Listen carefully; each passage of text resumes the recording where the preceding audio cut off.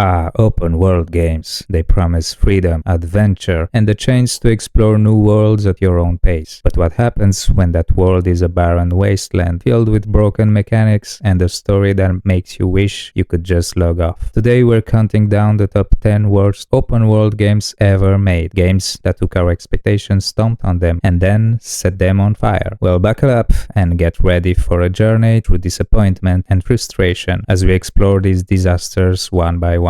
Please note that this is a list based on my personal experience and feeling, but let me know in comments what is your worst open world ever played. Starting our list at number 10 with the game Pimp My Ride, released in 2006. Now, if you are a fan of the MTV show, you might have been excited to turn your clucker into a chrome-plated masterpiece, complete with subwoofer the size of a small child. But in reality, this game was more of a junkyard than a joyride. The open world was as lifeless as a car dealership after hours, with no real objectives other than driving from point A to point B repeatedly, while customizing cars with some of the worst controls ever seen in a racing game. The graphics were bland, the missions were tedious, and the voice acting, well, let's just say it didn't help. With a Metacritic score of 33, Pimp My Ride showed us that some things are better left to reality TV.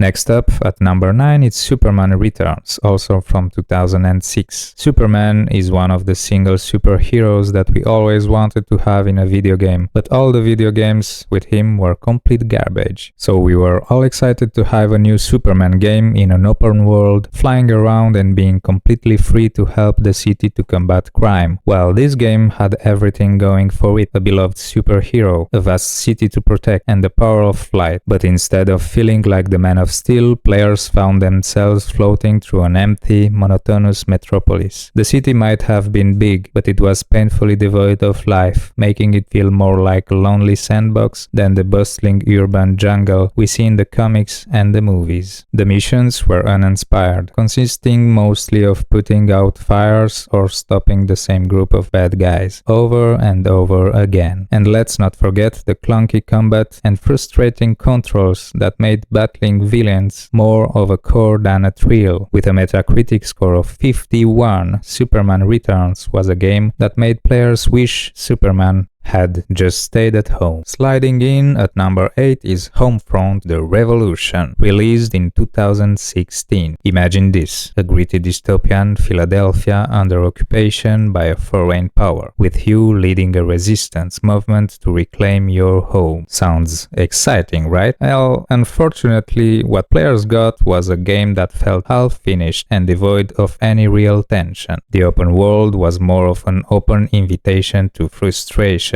filled with repetitive missions, unresponsive controls, and an AI so dumb it's a wonder the revolution lasted more than 5 minutes. To make the matters worse, the game was plagued with bugs and technical issues that made the already tedious gameplay even more unbearable. With a Metacritic score of 49, Homefront: The Revolution was less about rising up and more about giving up. Sailing into the number 7 spot is Raven's Cry, a 2015 game that tried to take us on a dark, gritty pirate adventure. In theory, it sounded like a great idea. Who doesn't want to be a fearsome pirate plundering and battling on the high seas? But what we got was a game that seemed determined to sap every ounce of fun from that fantasy. The world was drab and depressing, with visuals that looked more like an early Xbox 360 title than something from 2015. Combat was stiff and awkward, with enemies that seemed more like cannon fodder than real threats. The story was a grim tale of revenge, but the poorly written dialogue and lifeless voice acting made it hard to care about any of the characters. And then there were the bugs. Oh, the bugs. From crashes to game-breaking glitches, Raven's Cry felt more like sinking ship than a thrilling pirate tale. It's not a surprise it earned a 27 on Metacritic, making it a game that's best left at the bottom of the sea. At number 6 we have Dynasty Dynasty Warriors 9, released in 2018. The Dynasty Warriors series has always been about epic battles and taking down hordes of enemies in a single swing of your weapon. But when they decided to go open world, things took a turn for the worse. The vast landscapes of ancient China were empty and repetitive, with little to do other than travel from one lifeless battlefield to another. The combat, once the hallmark of the series, felt stale and unbalanced, with missions that quickly became monotonous. Fans of the series were left disappointed as the game traded in the tide, focused action for a sprawling but uninspired world. With a Metacritic score of 62, Dynasty Warriors 9 proved that sometimes bigger isn't always better. Speeding into the number 5 spot is Driver 3, a 2004 game that promised to combine the best elements of driving and action in an open-world environment. What it delivered, however, was a bumpy ride through a game filled with glitches, poor design choices, and an open world that was more frustrating than fun. The driving mechanics were clunky and unresponsive, making high-speed chases feel more like a struggle to stay on the road. The on-foot sections weren't much better, with stiff animations and a storyline that felt like it was written on the back of a napkin. And to top it off, the game was full of bugs, from cars clipping through walls to enemies that simply refused to die. With a Metacritic score of 57, Driver 3 was a major letdown, and a reminder that not all driving games can reach the finish line. Coming in at number 4 is Destroy All Humans! Path of the Furon, released in 2008. The original Destroy All Humans games were known for their quirky humor and chaotic fun, letting players unleash havoc as an alien invader. But Path of the Furon felt like a cheap imitation of its predecessors. The open world was bland and uninspired, the humor fell flat, and the gameplay was bogged down by technical issues that made it more frustrating than fun. From frame rate drops to crashes, this game was a technical mess. The missions lacked variety, and the once fun destruction felt more like a chore than a blast. With a Metacritic score of 34, Path of the Furon was a crash landing for the franchise, leaving fans longing for the good old days. Taking the bronze in badness is Conan Exiles, released in 2018. This survival game drops players into the harsh world of Conan the Barbarian, where you must craft, build, and fight to survive. Sounds like it could be fun, right? Unfortunately, Conan Exiles was plagued by a host of issues that kept it from living up to its potential. The open world was quite vast but felt empty, with long stretches of barren land that did little to engage players. The survival mechanics were clunky and often frustrating, with tedious resource gathering and crafting systems that made progress feel like a grind. The game was also marred by bugs and performance issues, making an already difficult experience even worse. Although the game has seen some improvements since its release, the rough launch and early reception earned it a spot on this list. Crushing into second place is Day One Garry's Incident, a 2013 game that promised an epic survival adventure in the Amazon jungle. What players got instead was a broken, buggy mess that was barely playable. The story was incoherent, the controls were a nightmare, and the game was riddled with glitches that ranged from annoying to game-breaking. Whether it was falling through the map, enemies that wouldn't die, or objectives that simply didn't work, Day One had it all, in the worst way possible. The game's abysmal quality led to it being panned by critics and players alike, with some even calling it one of the worst games ever made. With a Metacritic score that's almost as low as its sales, Day One Garry's Incident is a game that should have never seen the light of day. And finally, number 1. Here we are. We have the infamous Life of Black Tiger, released in 2017. This game is so bad, it's almost impressive. Originally a mobile game, Life of Black Tiger somehow